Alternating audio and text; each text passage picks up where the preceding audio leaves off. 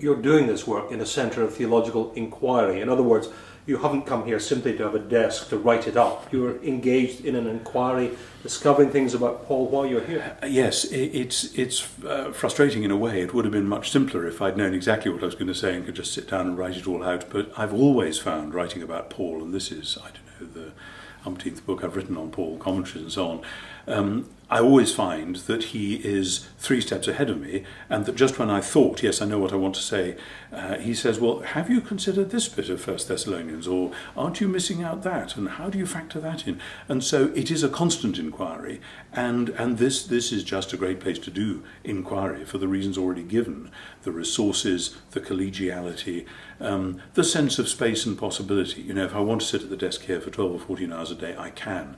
Virtually nobody phones me up, very few emails, and nobody tells me I have to go and chair a meeting. It's wonderful. I've actually got the space to do that genuine inquiry. This is a centre for ecumenical research, advanced research. We bring outstanding scholars like you from around the world to be here in residence. The church is facing so many challenges in the West, many institutional challenges.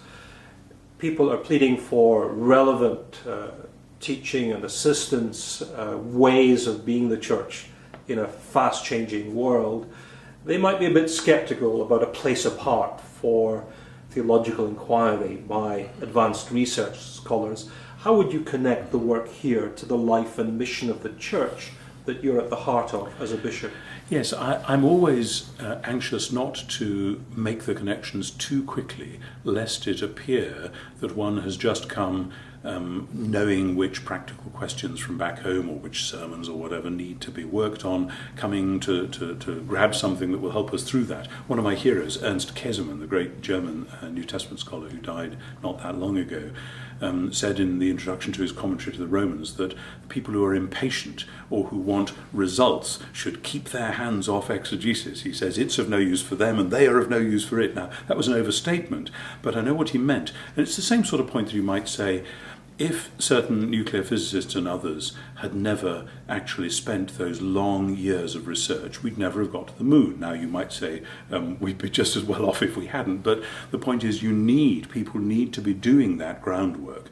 I'm very much aware of the practicalities in church life, but another favourite quote of mine is when the young William Temple asked his father, who was then Archbishop of Canterbury, the only pair, I think, of father and son to do it, Daddy, why don't the philosophers rule the world? His father said, of course they do, silly, 2 generations after they die.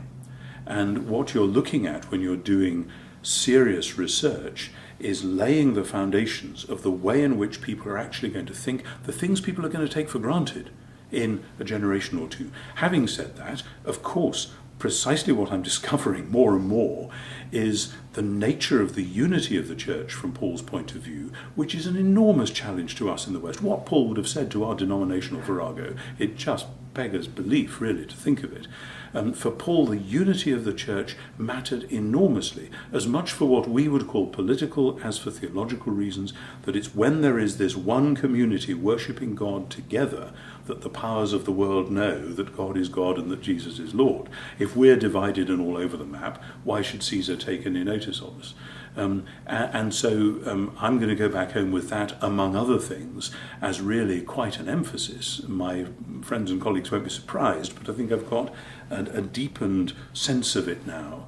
And likewise, of course, the mission of the church, that the more you look at Paul, the more you look at Jesus, the more you look at his death and resurrection, the more you look at what Paul calls the gospel, and you just can't wait to get out there and share it with people again. So, yeah, it deepens all those things in order then to resource the life and mission of the church.